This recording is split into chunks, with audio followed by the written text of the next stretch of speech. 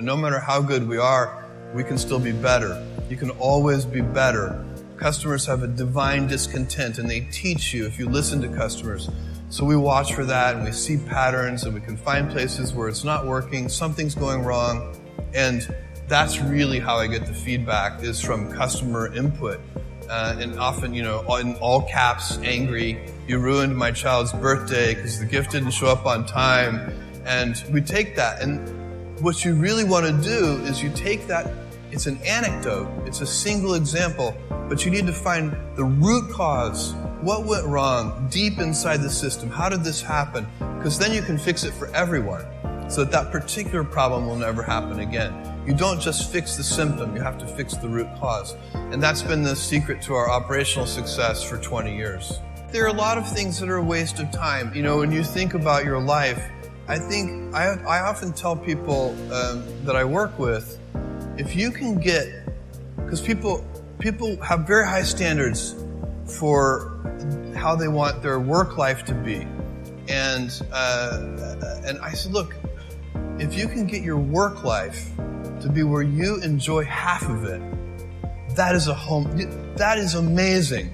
Because very few people ever achieve that. Because the truth is, everything comes with overhead. That's reality. Everything comes with pieces that you don't like. You could be a Supreme Court justice, and there's still going to be pieces of your job you don't like. You can be a university professor, and still going to be, you have to go to committee meetings, and you have to do every job comes with pieces you don't like. And we need to say, that's part of it.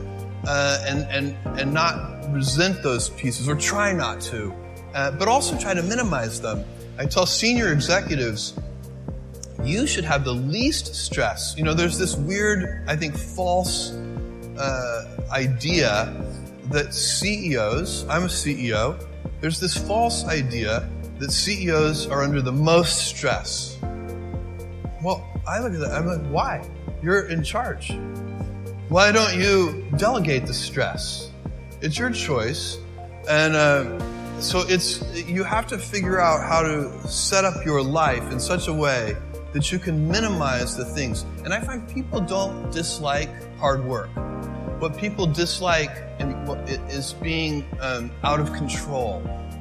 Like, they can't control their life. They can't control their environment. This happens to me when I get overscheduled.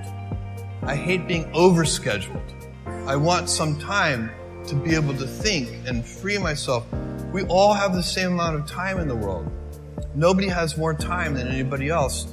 And when you become a very successful person, one of the things, you start to get overscheduled. You have this event. You had to agree to do this. And maybe last night you were like, why did I agree to do this? I have to go on stage tomorrow. I wish I were really with my family.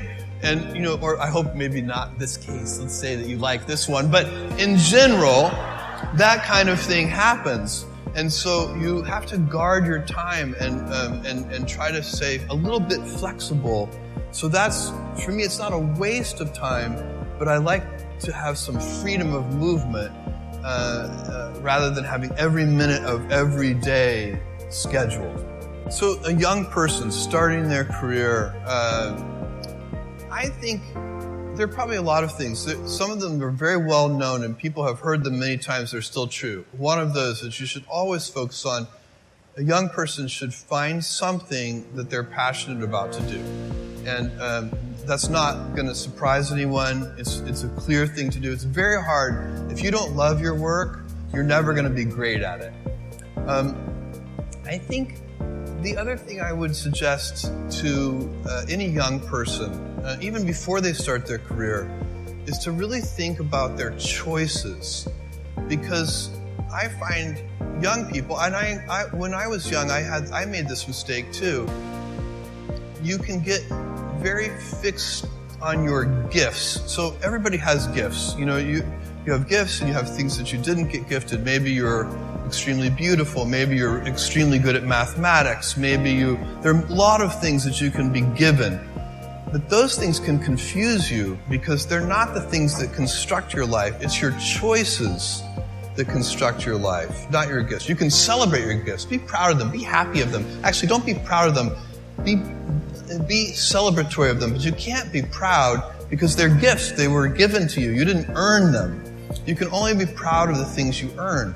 And so as I got older, I started to realize I wasn't proud of my gifts. I was always good at school. School was always easy for me. And I was always proud that I was a great student.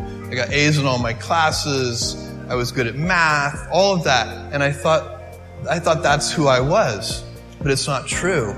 Those are the things that are gifts. What was hard for me is deciding to work hard, deciding to use my gifts in certain ways, to challenge myself, to do things that I didn't think I could do, to put myself in uncomfortable situations.